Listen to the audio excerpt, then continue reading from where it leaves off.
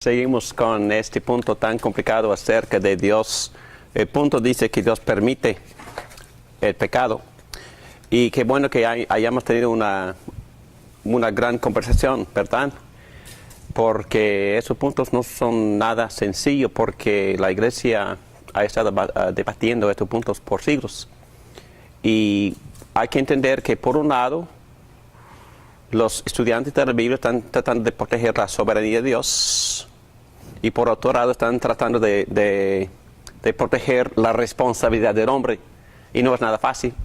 No creo que sea nada 100% posible. No es posible en nuestra mente tan frágil, limitada, finita, colocar bien o entender bien o relacionar perfectamente bien en nuestro pensar estos dos conceptos. Y estos son los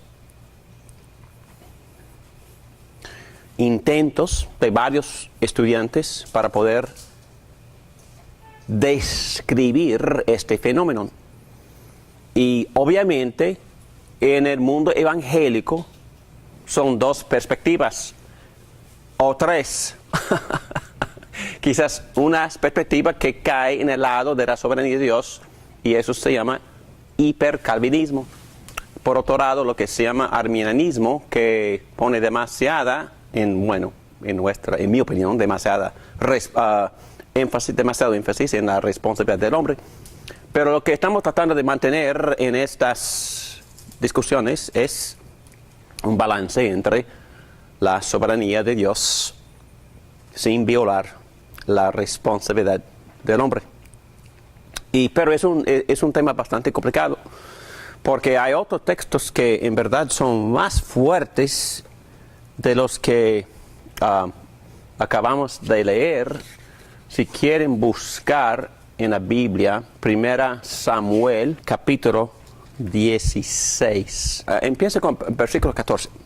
El Espíritu del Señor se apartó de Saúl, y en lugar el Señor le envió un espíritu maligno para que lo atormentara. Sus servidores le dijeron: como usted se dará cuenta, un espíritu maligno de parte de Dios lo está atormentando. Así que ordene su majestad a estos siervos suyos que busquen a alguien que sepa tocar el arpa.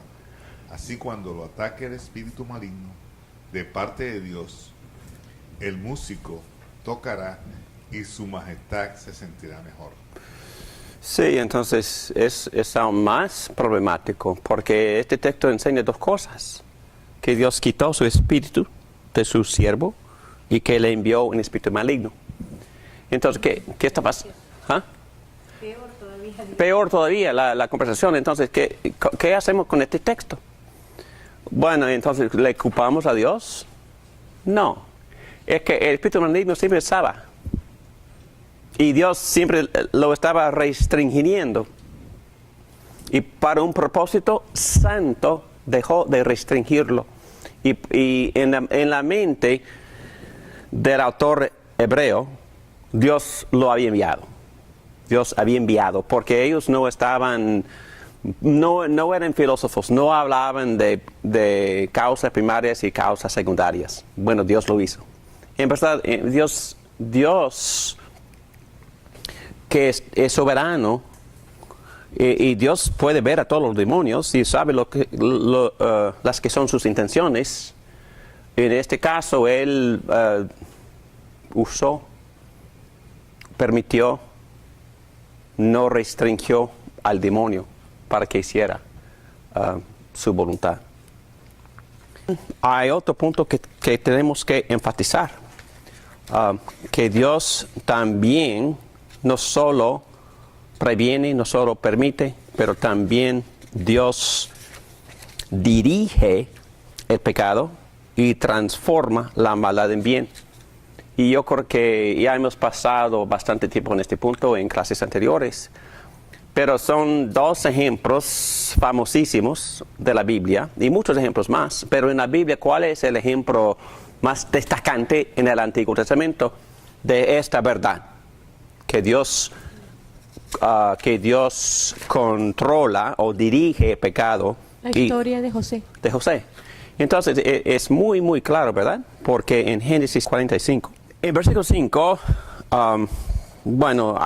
aquí está la conversación entre José y él. Se había revelado su identidad con sus hermanos, los que lo habían vendido como esclavo años anteriores.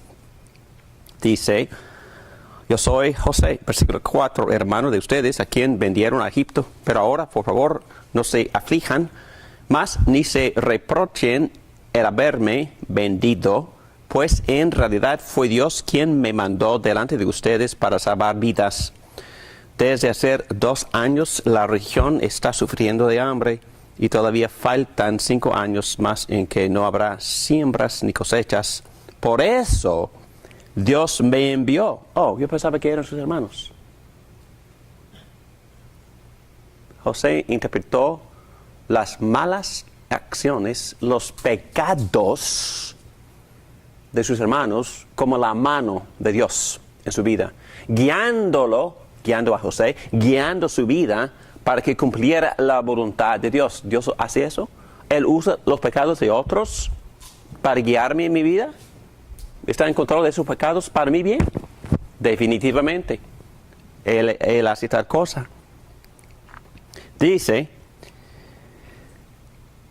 Dios me envió delante de ustedes para salvarles la vida de manera extraordinaria y de este modo asegurarles descendencia sobre la tierra. Fue Dios, lo dice otra vez, que me envió aquí y no ustedes. Entonces, Él está hablando extremadamente. Por un lado, obviamente, sus hermanos pecaron, sus hermanos eran responsables, pero en este caso José está hablando en términos de la soberanía de Dios. Dios manipuló los pecados, Dios no es responsable por los pecados, los pecadores son responsables por sus pecados, pero Dios manipuló esos pecados para cumplir su voluntad. Y la voluntad fue, de ese modo, asegurarles descendencia. ¿A qué se refiere eso? Al Mesías. Para que viniera Jesucristo, la descendencia del Mesías. Siempre es un poco problemático la forma en que los traductores tratan esta palabra. La palabra es simiente. Y siempre se refiere a Jesucristo. ¿Quién lo dice en el Nuevo Testamento? El apóstol Pablo en Gálatas 3:16. Interesante, ¿no? Entonces, quizás José no entendió todo eso. Quizás Moisés, quien escribió esto, no entendió todo eso, pero lo escribió. Lo escribió guiado por el Espíritu Santo. Para que profetizara la venida del Mesías, Jesucristo. Pero este texto es bellísimo porque no solo fueron salvados los parientes de José por el hecho de que Dios le había enviado por los pecados de sus hermanos, lo había enviado a Egipto, pero en capítulo 50 dice para salvar a mucha gente. Entonces no solo fue salvada la familia, los parientes, sino fue salvada en un sentido general todo el mundo, porque todas las naciones del alrededor de Egipto, ¿a dónde fueron? Para trigo, para Egipto. Y entonces, la familia de José, todas las naciones, el Mesías. Y todo ocurrió así, porque Dios manipuló los pecados de los hermanos de José. Pero también hay otro texto en el Nuevo Testamento. O sea, se podría decir que tenía un plan mayor. Mayor, siempre tiene plan mayor. Un plan mayor. Salvar a mucha gente. Salvar a mucha gente, siempre. El de Hechos 2. Léelo. Hay que tener cuidado de no decir, ¡qué bueno que hayan pecado! Jamás. ¿Quién dice esto? Pablo en Romanos 6. ¿Qué dice en Romanos 6? Voy a leer rapidito. ¿Qué concluiremos? ¿Vamos a persistir en pecado para que la gracia abunde?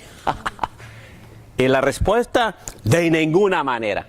Entonces, no es una forma tonta, necia de pensar, pero después de que habían pecado, Dios manipuló el pecado, colocó el pecado, controló el pecado y dirigió las consecuencias del pecado, los resultados del pecado para un beneficio para todo el mundo. Hechos 2.23 dice, este fue entregado según el determinado propósito y previo conocimiento de Dios. Y por medio de gente malvada, ustedes lo mataron clavándolo en la cruz. Entonces, ¿qué pasó? ¿Quién tenía la culpa? Los que lo mataron. Y él nombra a los que tienen la culpa. Sí, Los romanos y los judíos. los romanos y los judíos. Ok, y bueno, sabemos teológicamente que mi pecado lo puso en la cruz, entonces yo lo maté. Pero, ¿qué demás dice? Que eso pasó en términos de De su propósito y su previo conocimiento. su previo conocimiento y su propósito. Ok. Entonces, bueno, este punto es más positivo. Obviamente nos gusta pensar en esos términos. Dios manipula el pecado, qué bien. Dios no se sorprende por mi pecado o por el pecado de los malvados, qué bien. Dios está en control, qué bien. Todas las cosas sirven para el bien de los que lo aman y son llamados según sus propósitos. Y ese propósito se encuentra en el versículo 29 de Romanos 8. ¿Y cuál es? Conformidad a la imagen de su Hijo. Entonces, en un sentido muy general, así como dice el autor de Hebreos en capítulo 12, versículo 10, esta disciplina, esos pecados de otros, y yo digo esto con muchísima delicadeza, si todo sirve para mi bien, las consecuencias de mi pecado me sirven para mi bien. Sí, definitivamente sí. Totalmente, eso no es pretexto ni excusa para pecar, pero es la verdad. Dios en su misericordia manipula, usa las consecuencias para santificarme. Y quizá, y si Él hubiera quitado todas las consecuencias de los pecados de todos, entonces, ¿quién aprende? No, Dios dice que debemos de ver esas cosas como disciplinas de un padre compasivo, manso y que disciplina para nuestro bien. Muy bien. Número 4, obviamente Dios limita el pecado y lo hace constantemente. Lo hace constantemente. Dios restringe el límite del alcance del mal. Si no, el mundo pudiera ser sumamente más malvado de lo que es ahora. Pero bueno, no sé, no temo a manejar mi casa esta noche. Y hay personas que tienen dinero en todos lados, pero en verdad la ciudad está más o menos segura. Y Dios está restringiendo el mal en todos lados. Por supuesto no viviríamos tontos, no nos metemos en lugares peligrosos, pero en general vivimos seguros. Y no es la ciudad más evangélica del mundo tampoco. No es la ciudad en la cual hay un gran número de personas que frecuentan las iglesias los domingos. No, es un número muy bajo en esa ciudad. Pero a la vez es una ciudad que Dios controla en su soberanía, que Dios protege, y es una ciudad en la cual Dios limita la medida de maldad y pecado. Bueno, hay muchos textos aquí. Job 1:12. Muy bien le contestó el Señor, todas sus posesiones están en tus manos, con la condición de que Él no le pongas a la mano encima. Entonces, esta conversación está entre Dios y Satanás. ¿Y qué está diciéndole a Satanás? Dios. Están dándole permiso, pero un límite. Entonces, ¿está en control de Satanás, Dios? También. Martín Lutero dijo que Satanás es el Satanás de Dios, posesivo. Es su hijo. Y no es mi palabra. Es su, bueno, el mismo texto dice hijo. Hijo en el sentido de que Dios lo había creado. Él pecó y cayó, por supuesto. Y solo él tiene la culpa y la responsabilidad, pero en el sentido de ser criatura es hijo. Pero es un hijo finito, no soberano, ni todopoderoso, ni omnipresente. Es un mero demonio. ¡Pum! No, es un mero demonio que tenemos que respetar y hasta temer en el sentido de vivir cuidadosos, pero tampoco está al nivel del Dios soberano infinito, todopoderoso. Y tiene su fin, tiene su día en corte, ¿verdad? Y tiene su día de juicio, tiene su día de castigo. Ok, muy bien. En página 130, sujetó al dragón y a aquella serpiente antigua, que es el diablo y Satanás, y lo encadenó por 1000 años, lo arrojó al abismo, lo encerró y tapó la salida para que no engañara más a las naciones hasta que se cumplieran los 1000 años. Después habrá de ser soltado por algún tiempo. Bueno, Dios está en control de todo eso, ese punto. Bueno, entonces, la tercera, la complejidad del tema, obviamente es un tema bastante complejo, y las limitaciones de nuestro horizonte temporal. Lo que me gusta de todos los estudiantes que yo leí, todos dicen exactamente lo mismo, es que podemos hablar de esas cosas, no podemos profundizarnos tan suficientemente ni para nosotros mismos, porque vamos a salir esta noche con muchísimas preguntas, ¿verdad? Pero espero que salgamos también con algunas contestadas. Pero nunca vamos a comprender completamente la relación entre Dios soberano y hombre irresponsable. Dios santo y Dios que está en control de todo, y la existencia del pecado, el mal y tanto sufrimiento. Y hay respuestas, pero quizás no hay ninguna completamente satisfactoria, es la idea. Y estoy de acuerdo con esa idea. Quería decir rapidito, me gusta muchísimo cuando Pilato le dice, ¿sabes que tengo el poder para dejarte libre? Y Jesucristo le dijo, tú no tienes, o sea... No tienes ninguna autoridad que no le fue dada. Que no se te fue dada. Exactamente. Exactamente. Y podemos tener mucha confianza en esa verdad, en esa realidad, que nuestro Dios está en control.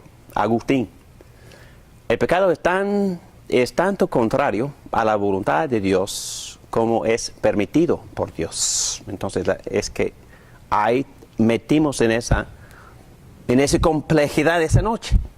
Si Dios gobierna la historia, ¿cómo interpretamos los eventos que parecen ser contrarios a la voluntad de Dios? Bueno, buena pregunta. Agustín, Dios ha decretado solo el bien. El pecado, sin embargo, se relaciona a la voluntad permisiva, quizás fue el que introdujo esa palabra, permisiva de Dios. Agustín tenía la idea de las acciones activas de Dios y las pasivas, en otras palabras, que Dios permitía algunas cosas, según su plan y su sabiduría y su buen propósito. Él sabía que esa fue una idea insuficiente, como ya hemos visto, pero pensaba que hizo justicia a los dos conceptos. A, Dios es soberano. B, nosotros somos responsables por nuestras acciones. A, Dios no tienta a nadie a pecar. Dios no es el autor de pecado. B, sin embargo, Él está involucrado en cada momento. Gracias a Él. Le doy gracias que está involucrado y no se ha apartado. porque eso me da confianza que Dios está en control y está guiando todo para su gloria y para mi beneficio. Juan Calvino, la voluntad secreta, él habló en términos de la voluntad secreta y la voluntad revelada de Dios. Entonces, Dios sí nos ha revelado algunas cosas y otras no. Es imposible confeccionar una fórmula satisfactoria para explicar la relación de Dios con el hombre en la historia. Juan Calvino prefirió hablar de la voluntad de Dios revelada y secreta, como la ilustración de témpano de hielo flotante. ¿Qué es la idea? Que solo se ve quizás una pequeña parte del témpano y lo demás está debajo del agua y no se ve. Y así es, hablando de esas ideas, solo vemos un poquito y lo demás queda oscuro, como Pablo dice en 1 Corintios 13, ¿verdad? Ahora vemos de manera indirecta y velada, como en un espejo. Pero entonces veremos cara a cara. Ahora conozco de manera imperfecta, pero entonces conoceré tal y como soy conocido. Entonces ya no entendemos, en verdad no entendemos muy poco, pero entendemos lo que Dios quiere que entendamos, lo que Dios ha revelado. Él ha determinado que esa medida de revelación es suficiente para nosotros por ahora. Y no es decir que no sigamos estudiando y tratando de comprender, no, pero hay que también dejarnos en paz esa noche y dormir bien, porque Dios nos ha revelado todo en este momento. Pero un día nos va a revelar un poco más, porque lo vamos a ver cara a cara y vamos a comprender muchas cosas más, pero tampoco vamos a ser lo que se llama omniscientes, tampoco. No vamos a llegar a ser dioses. Y entonces quizás es que es un chiste, pero en verdad no es chiste, porque quisiéramos saber ahora muchas cosas. Y a veces el pastor tiene que decirle a una persona, un día sabrás, o quizás un día no sabrás, o quizás en 10 años sabrás, o quizás cuando veas a Cristo cara a cara, Él te lo diría, quizás no. Entonces, tenemos que dejar contentos con lo que Dios nos ha revelado. Aquí dice, no limitamos el gobierno de Dios a las cosas que comprendemos, porque Dios también gobierna las cosas que no comprendemos. Dios está involucrado en todo, aunque no comprendamos la relación entre la actividad de Dios y la del hombre pecador. Sabemos que si Dios quitara la mano aún un poco, todo se disolvería y perecería. Calvino nos recuerda que Dios nos manda a ejercer el cuidado sobre nuestras vidas y orar, porque estas cosas son parte de la realidad y parte de su plan secreto de gobernar todas las cosas, aun si no las comprendemos. Bueno, ahora bien, sabemos que Dios dispone todas las cosas para el bien de quienes lo aman, los que han sido llamados de acuerdo con su propósito. ¿Y cuál es su propósito? Ponernos conforme a la imagen de su Hijo Jesucristo. Muy bien. Y respondo, Romanos 9:20, ¿quién eres tú para pedirle cuentas a Dios? ¿Acaso le dirá la olla de barro al que la modeló? ¿Acaso le dirá la olla de barro al que la modeló? ¿Por qué me hiciste así? ¿No tiene derecho el alfarero de hacer del mismo barro unas vasijas para usos especiales y otras para fines ordinarios? Lo que es feliz o triste, próspero o adverso, nos viene de Él. Entonces hay providencia oscura, que nos parece oscura al principio. Y por supuesto, como Job dijo, tenemos que aprender a recibir lo que parece ser malo, tanto como las cosas buenas. Por lo tanto, tenemos la fe en la bondad de Dios y en sus propósitos buenos. Esta verdad nos trae consuelo, no caos. Estas verdades nos trae confianza porque hay un propósito y sabemos cuál es el propósito y sabemos que Dios va a cumplir con sus propósitos garantizadas por la resurrección de su Hijo Jesucristo. Hay esperanza, hay un futuro, hay un buen futuro. Esas verdades nos enseñan esto y nos estimula a actuar y orar porque nuestro servicio sí cuenta, porque Dios nos usa. No es decir que Dios está en control y Dios lo hace todo por su propia cuenta.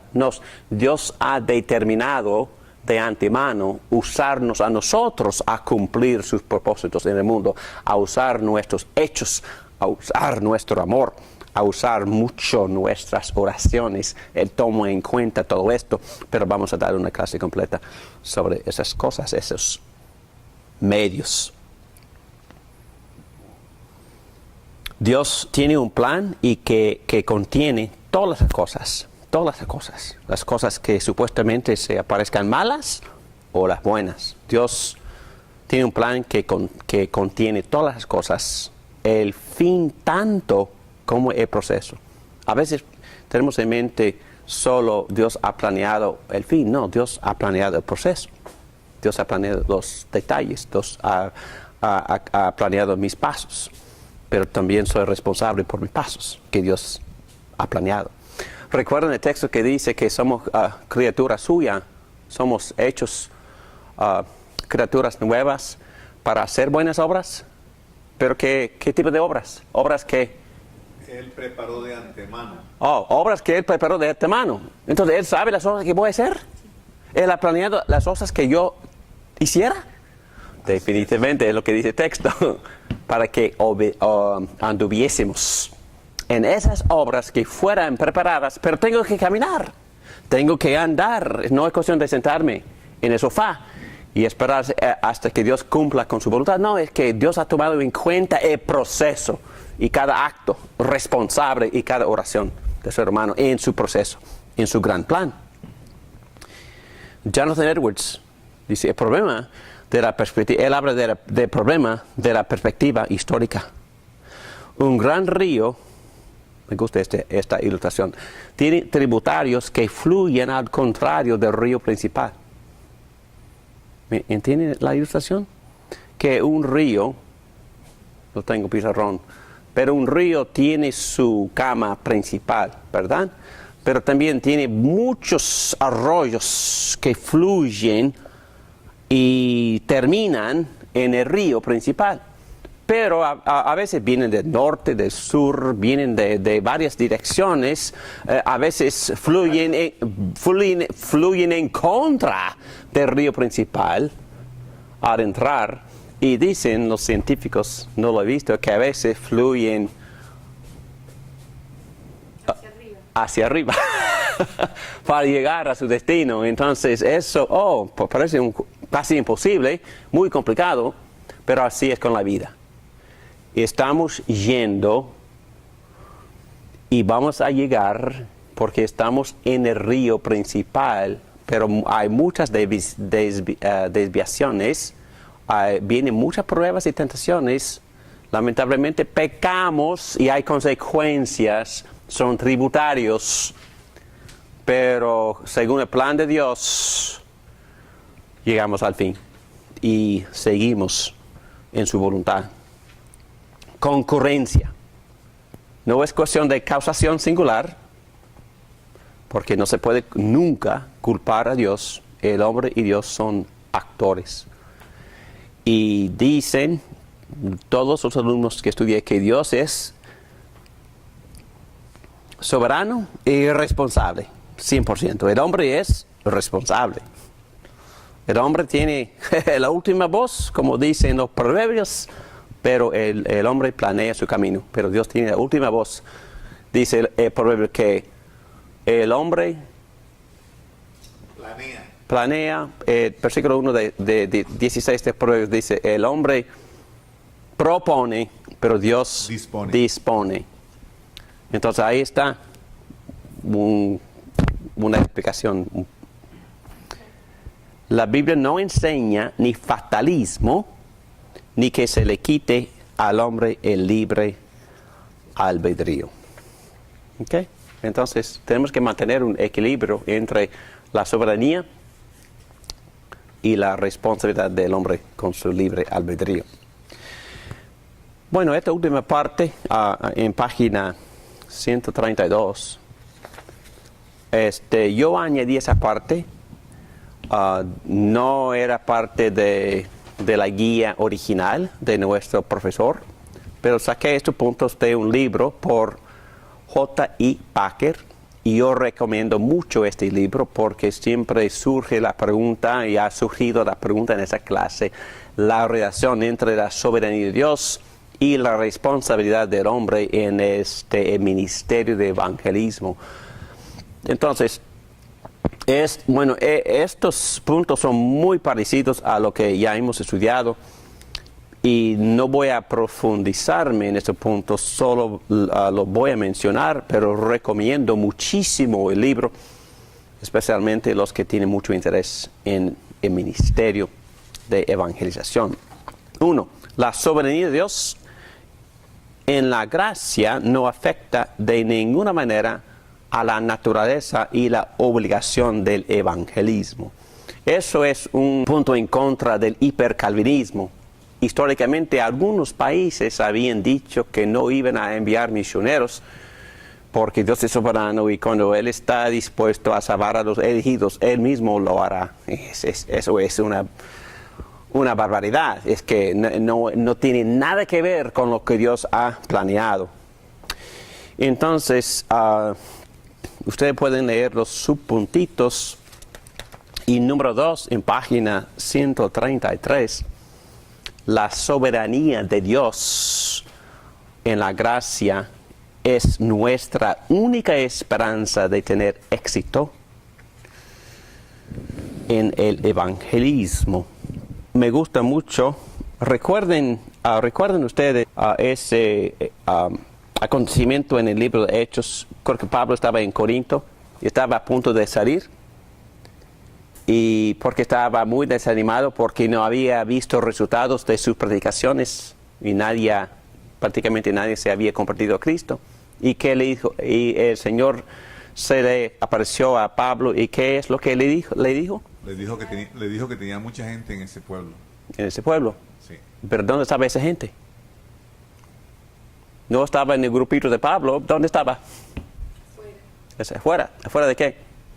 Afuera de todo, ¿verdad? Que esa gente no se había convertido todavía. Entonces, ¿qué estaba diciendo Pablo? ¿Qué estaba diciendo Dios a Pablo? En otras palabras. Yo tengo pueblo aquí, yo tengo gente aquí. Esa gente no se ha convertido, pero ¿qué es lo que está prometiendo a Pablo en otras palabras? Si tú evangelizas, se van a convertir. Esa gente se va a convertir. No voy a dejar que nadie te haga daño.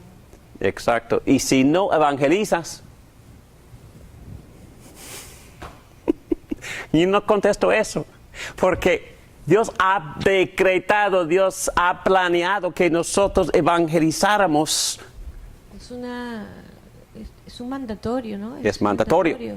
Y es más, es la responsabilidad. Dios es soberano.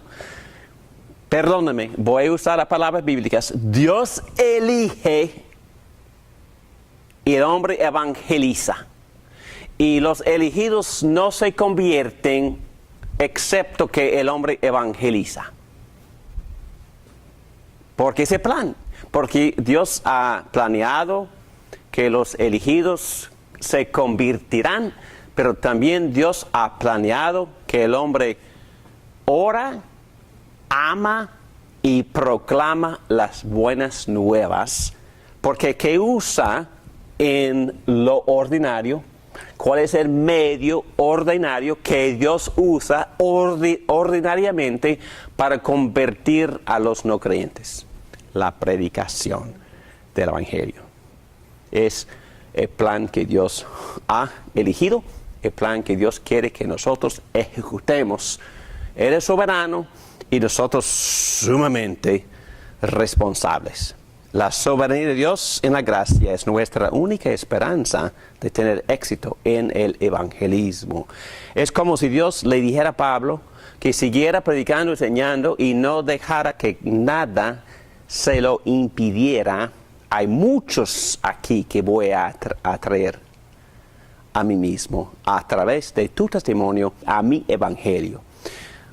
Esta enseñanza balanceada de la soberanía de Dios y la responsabilidad mía y de nosotros nos da mucha confianza.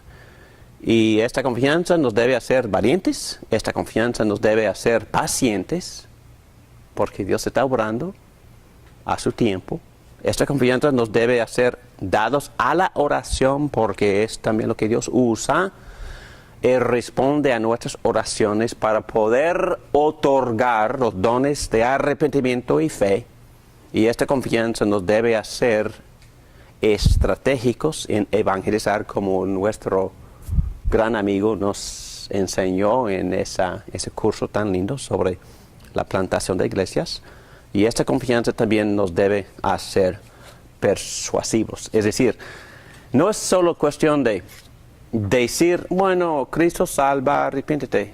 No, es que Pablo, yo conté 25 verbos que Pablo y los apóstoles usaban cuando estaban evangelizando. Persuadir es, 2 palabras en griego se traducen persuadir. Y nosotros también tenemos una gran responsabilidad en esta área, pero a la vez dependemos de Dios, porque solo el Espíritu Santo puede regenerar y dar los dones de arrepentimiento y fe. También hay un gran equilibrio y un gran balance. Dios es soberano, Dios está en control, pero nosotros también actuamos y tenemos parte de este plan y somos sumamente responsables. Una preguntita antes en cuanto a la evangelización. Uh-huh. Hay una diferencia entre el llamado, porque no hay una diferencia, ¿verdad? O sea, porque nosotros no podemos comparar con un pastor o con uno que está llamado a evangelizar. O sea, la persona natural, normal, que puede hacer algo en su trabajo, hacer comentarios, no sé, si quiere también puede hacer un grupo en una casa, un estudio bíblico, para que venga un líder y liderice, ese tipo de cosas. Pero hay una diferencia. El llamado fue a los 12 fue a los apóstoles, ¿no? O sea, hay una diferencia en cuanto a la evangelización. O ese llamado para todos igualito, idéntico como fueron llamados los apóstoles, somos todos llamados. Gracias por las 3 preguntas. Y la respuesta a las 3 es sí. Sí.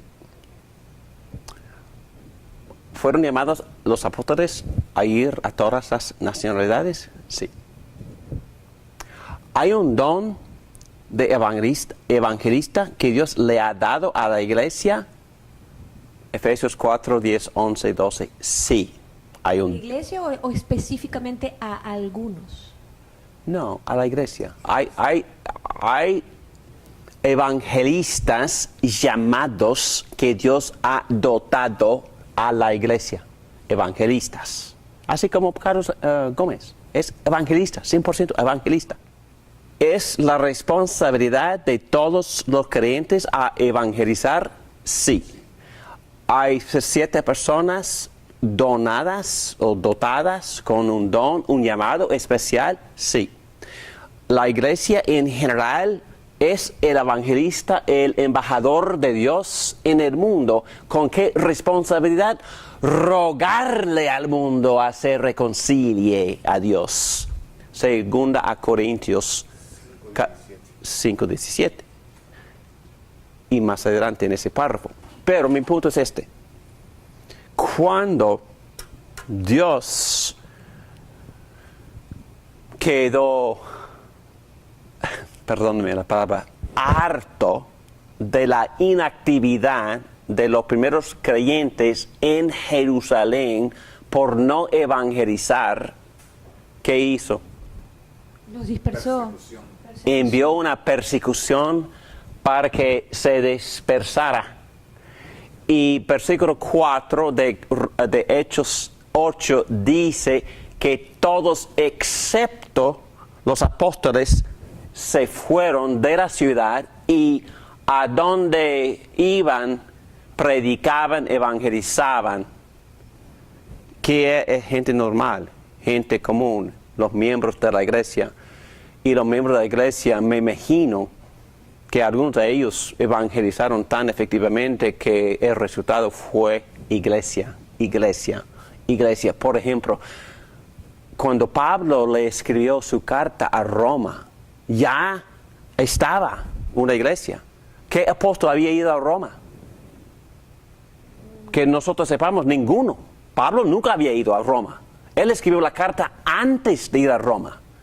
Entonces, lo que había pasado por la dispersión, algunos habían llegado a Roma y por supuesto que sí, ellos evangelizaron a varios romanos y Pablo escribió el libro de Romanos, la carta a la iglesia en Roma, antes de que yo sepa, ningún apóstol había ido.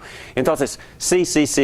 La iglesia en general es llamado a proclamar los buenos atributos de Dios, declararlos. Primera de Pedro, capítulo 2, versículo 9. La iglesia en general, parte de su misión en el mundo es proclamar a los no creyentes.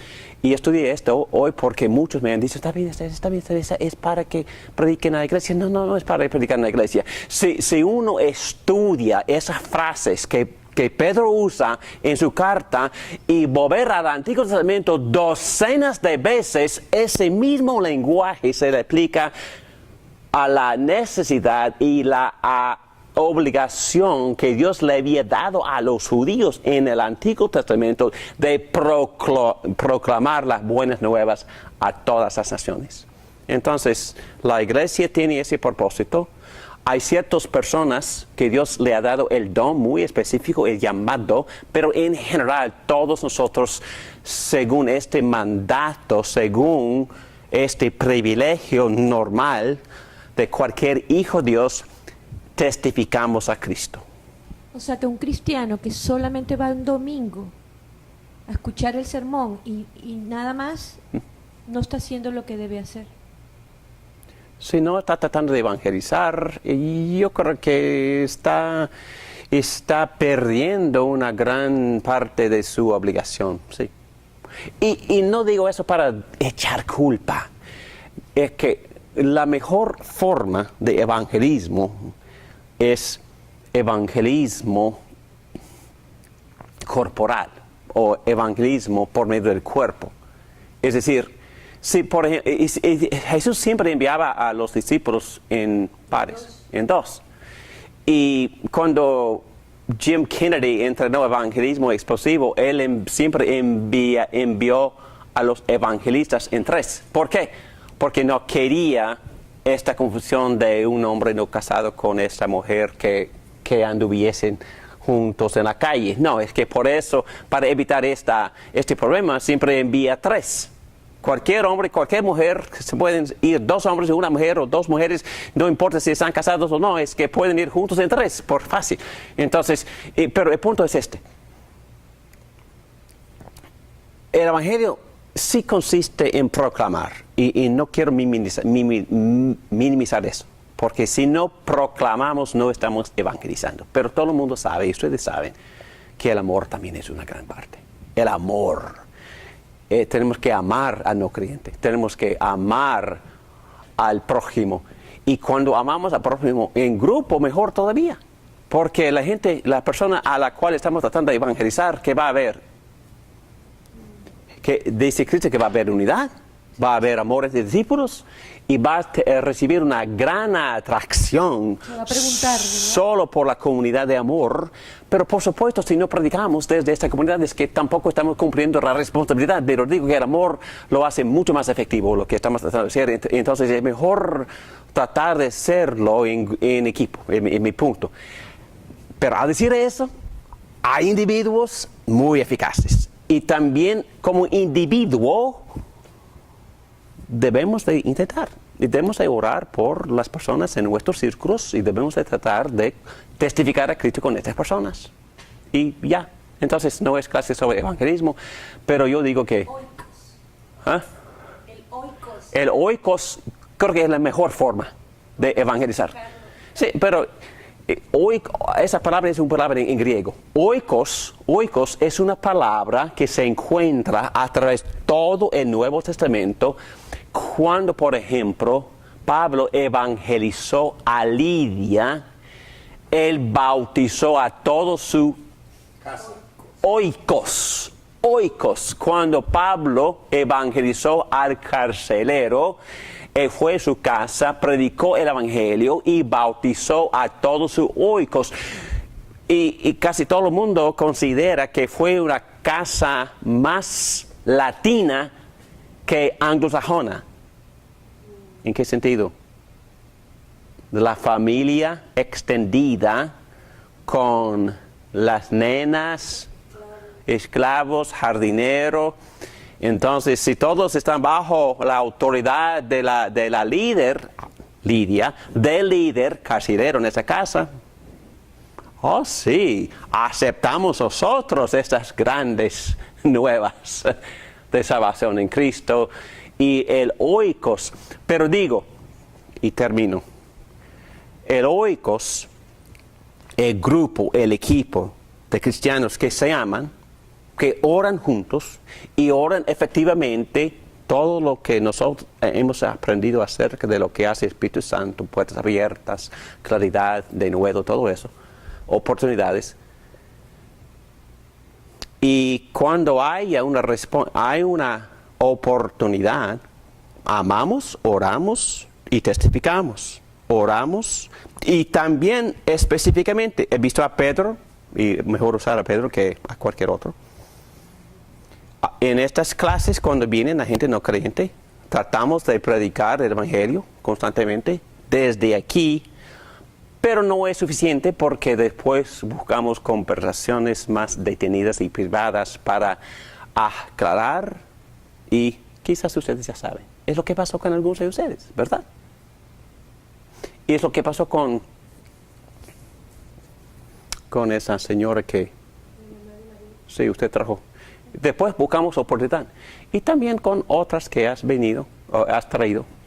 O varios han tratado de explicar en privado o en otras conversaciones más detenidas lo que significa las buenas nuevas, en un resumen de todo. Y yo lo hago, Pedro lo hace, pero no, y no creo que Dios me haya dado un gran don tampoco. Pero siempre me inculcaron esta responsabilidad. Tengo que hacerlo. Y a veces Dios bendice y a veces vemos fruto. Pero hablando de mi don funciona mejor cuando David Morán está un poco cómodo y cuando hay ayuda, ¿me entiendes? Hay otros hermanos y hermanas, pero no me atrevo a... no, es más, me gusta. Y no es porque soy pastor, porque hay pastores que nunca lo hacen. Y no tienen ni el don, ni el deseo. Pero para mí es un gozo tener ese privilegio de aclarar. Y por eso yo recomiendo que cada persona tiene por lo menos un bosquejo de 4 o 5 puntos ya memorizado o ya en forma escrita para poder compartir. Y si no hay oportunidad, yo llevo a veces libretos o libros. Hay un libro que se llama Cristianismo Básico, por John Stott. Recientemente, este año, he repartido varios. Repartí ese libro con un hombre que me aconsejó en cuanto a cómo recaudar fondos. Y yo tengo cita con él el lunes en 8 días. Yo tengo cita con él específicamente para preguntarle acerca de lo que él leyó en ese libro. Nunca he compartido específicamente el Evangelio con él, pero nos hicimos amigos, ya hemos tomado café, hemos desarrollado una clase de relación y estoy orando por puerta abierta, porque yo tengo toda la intención del mundo de explicarle el Evangelio. Cuando voy a ir a su casa, voy a ir al estudio, a la oficina que él tiene en su casa, y ahí vamos a hablar y tomar café y que oren por mí, porque voy a aclarar lo que ya le di en forma escrita. Entonces, para mí es un proceso. No, para mí es un estilo de vida. Y mis vecinos, estoy tratando de entrar en conversación con ellos en primer lugar, porque si no conversamos, ¿cómo vamos a...?